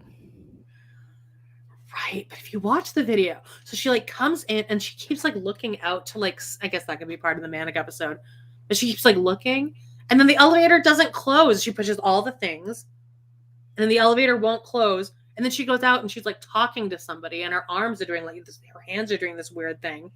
And then she leaves, and then the second she like goes out of frame, the elevator doors close, and then it starts going up all the floors. I need to rewatch it before I give a educated answer, I guess.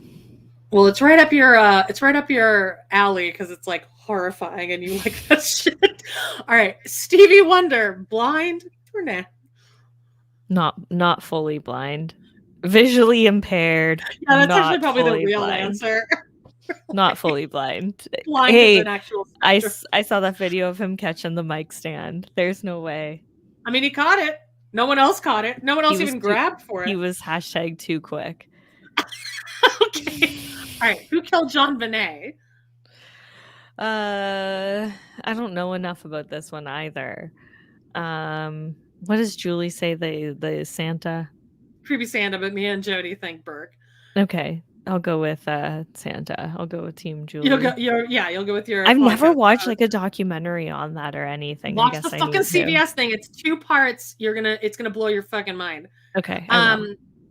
Natalia Grace, child or adult? Ooh, this one's hard. I'm gonna say teenager. Right, somewhere in the middle. Yeah, like 14 youngest, like 19 oldest. That probably shouldn't have been left on her own to like carry her huge, enormous. Like in that documentary, she's like pushing out these like trash barrels. Like I can barely do that, and I'm like a life-size person. Yeah, I struggle. Like I feel like either way, it was a bad situation. But I don't think it was like an orphan situation like the trailer for it made us out to believe like it was. Right. I wish so. Okay. Who is Adnan? What are your thoughts on Adnan? Guilty or innocent? I don't know that one enough. Sorry. You don't? Okay. Serial podcast. I don't know. That is crazy. You haven't listened to that. Okay. Okay. Who's the main villain on Sister Wives? Cody or Robin? Mary.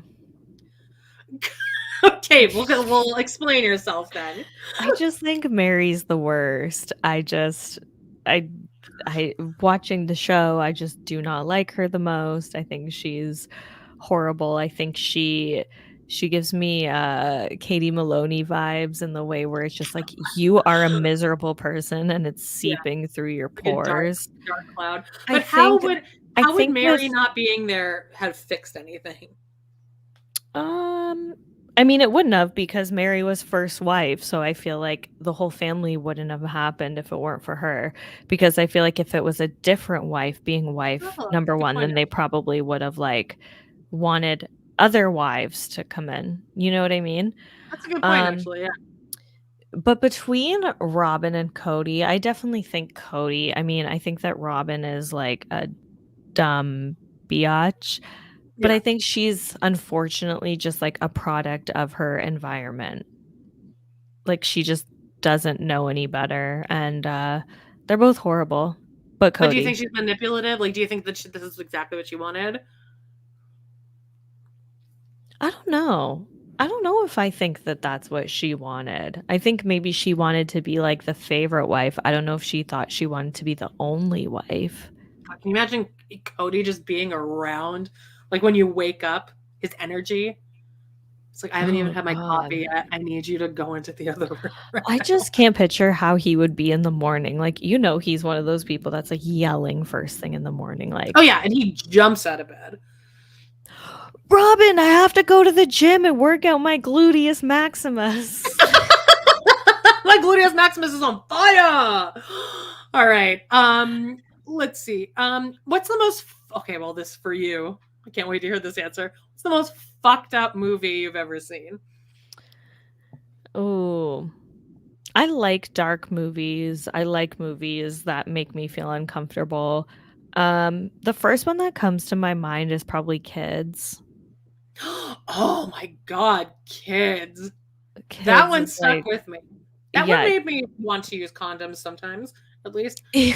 Every so often. I mean, Kids is a classic, like scare you away from some stuff. Another one, Dear Zachary, I think it's called. It's a documentary. Yeah.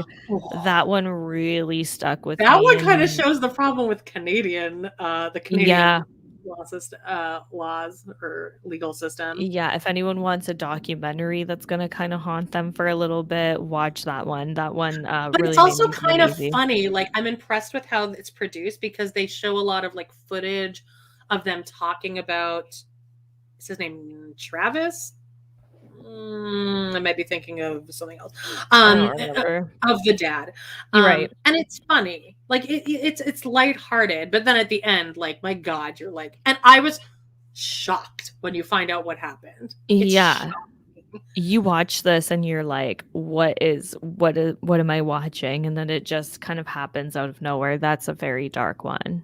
And it gets worse and worse and worse and worse, and it's just unbelievable. And then like but it is heartwarming. It's not a rewatchable movie, really, but sorry to bother you. Have you seen that?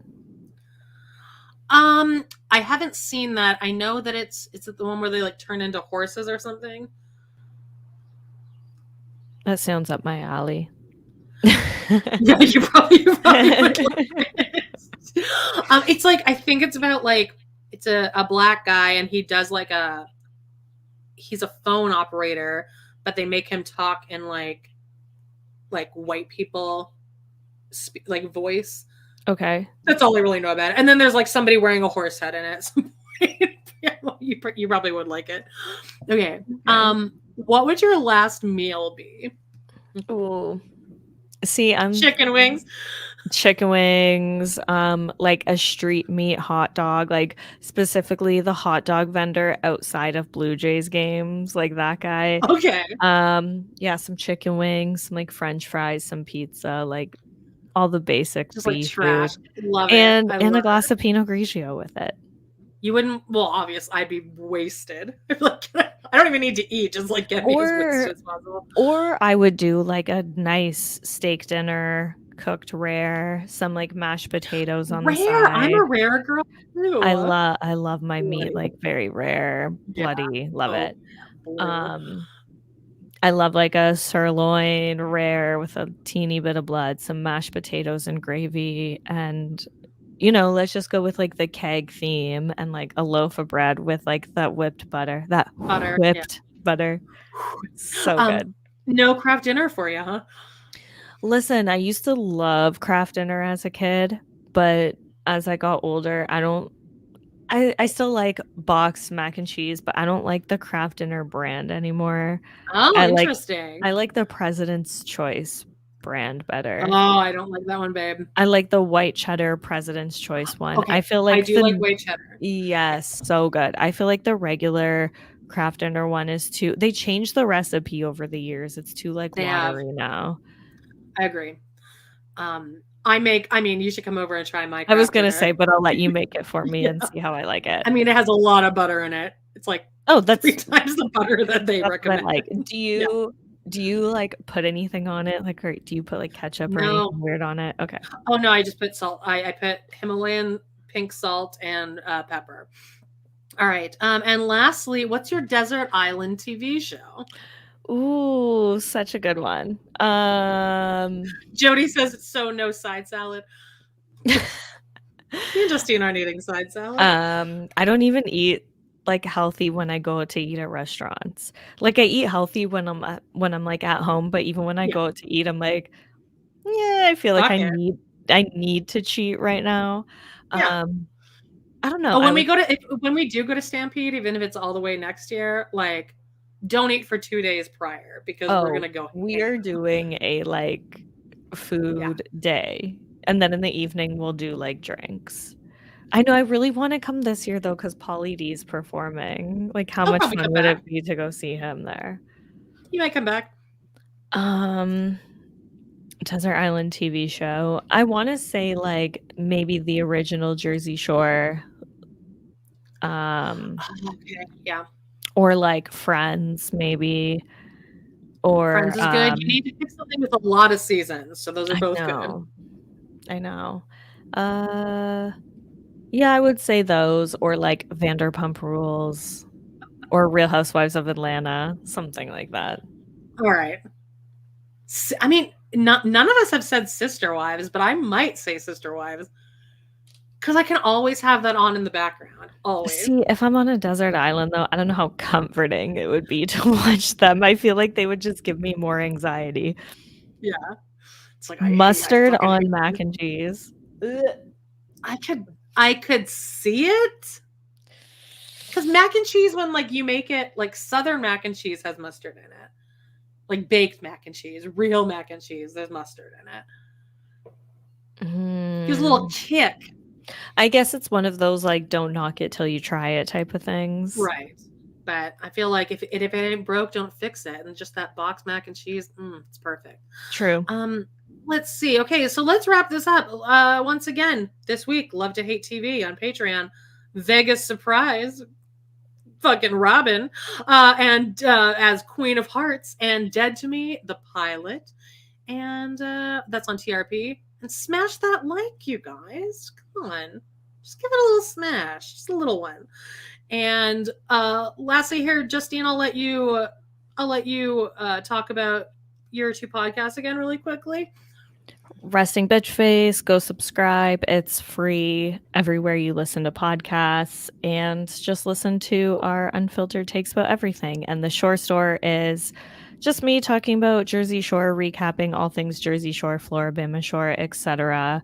Amanda's been on there a bunch, and go listen if you're a fan of Jersey Shore. Yeah, and Amanda Loves to Hate Teen Mom. Make sure you check that out. It's on our Patreon as well. And Justine's coming on. Which episode are you doing? The White Ball? I am definitely doing the episode where Caitlin crashes Tyler's bachelor party at the strip club with Butch. Right. But Farrah also gets kicked out of the white party. It's the same episode. Lisa Vanderpump. Oh, it's Lisa Vanderpump? It's Lisa Vanderpump's party. And then Farrah's like, Well, it's because I'm on this show, Teen Mom. It's because I'm on this Yes, trashy show called Teen No, Mom. not because you sat right down on a dick with your And then Deb is ass. like licking her ass, like, no, Vera, I think that the work you've done for the teen parent community is beautiful. You've been such an inspiration, Vera. I have a super quick question to ask Yeah. you, if you're okay, really Of course. quick. Oh yeah. I'm not doing anything today. Since we barely talked about Vanderpump. Okay. So one of my all-time favorite podcasts, Beyond the Blinds, I stole a bunch of questions from them, but one of them I find is super interesting.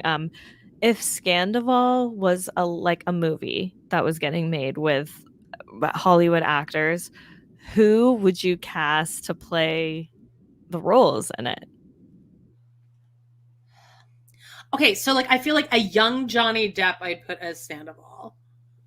Interesting. I feel like see he's very that. Scarface. Like he's very, Crybaby Johnny Depp? Yeah. Like, Okay. or just a Tim, what's his name? Tim Burton Johnny Depp. Right. Just kind of like eyeliner Johnny. Like, I mean, he's like still Willy eyeliner. Wonka Johnny Depp? Tom Schwartz. I say Ashton Kutcher as Tom Schwartz. Oh, that's perfect. I watched an old Stifler. episode of Punk'd, and like Ashton Kutcher had like, the early 2000s like trucker hat on with like the jeans, and I'm like, Tom Schwartz still dresses like that. That's good. Yeah, Ashton Kutcher, because he's like an idiot, but like you kind of have to like him. Yeah, I can see that. Okay, the girl. Okay, so who would be Raquel? Like, would it be like a Kim Kardashian, maybe? No. Someone like younger than Kim. But like, I feel like we can age them down to like when they were younger. And also, everyone in Scandival is like in their 30s or 40s. I know. Which is crazy. I feel like, who would play a really good Kristen Doty? I can't even think of her name. Dave Franco's wife. She's in that movie Horse Girl. Mad Men. Yeah. Yeah, she would be like a good Doty. Okay, I can see the Allison. Yes, Brie? yes, Allison Brie. Okay, I feel like Ariana would be like a Jennifer Aniston, like girl next door type. Reese Witherspoon, or even like a Margot Robbie. Oh, I love Margot Robbie. Yeah, who would be Raquel though? Like, it needs to be someone like that's just like.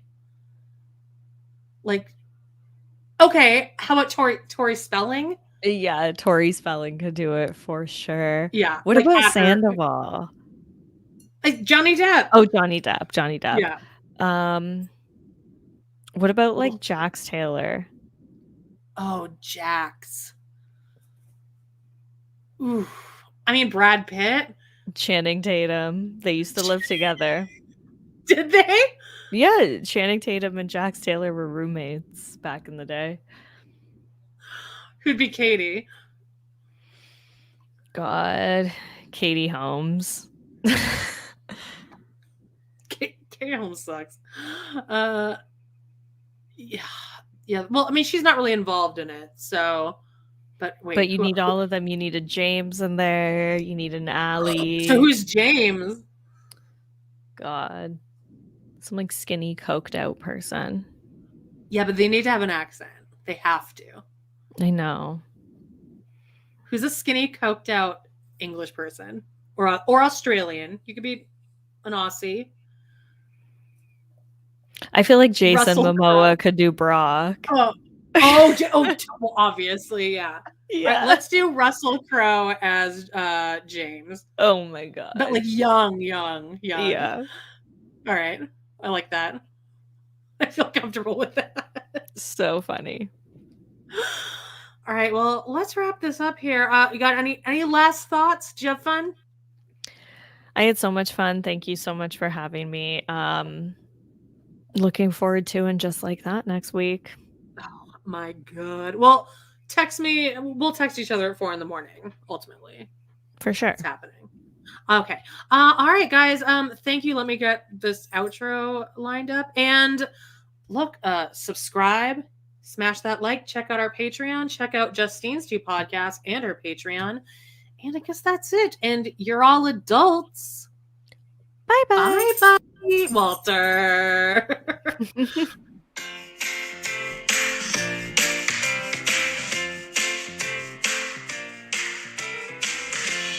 Well, guys, it's been a blast. Thank you so much for joining us today on our We Love to Hate Everything channel. Please do not forget to hit that subscribe button. Give us a like or even a comment, and click on that bell if you want notifications, because you never know when we might pop up and go live. Please check out our other 2 podcasts on Patreon, where we snark on even more TV, movies, and pop culture. We got Total Request Podcast, that's patreon.com/trpod, and We Love to Hate TV, patreon.com/love to hate TV. Thanks again, and we will see you next time.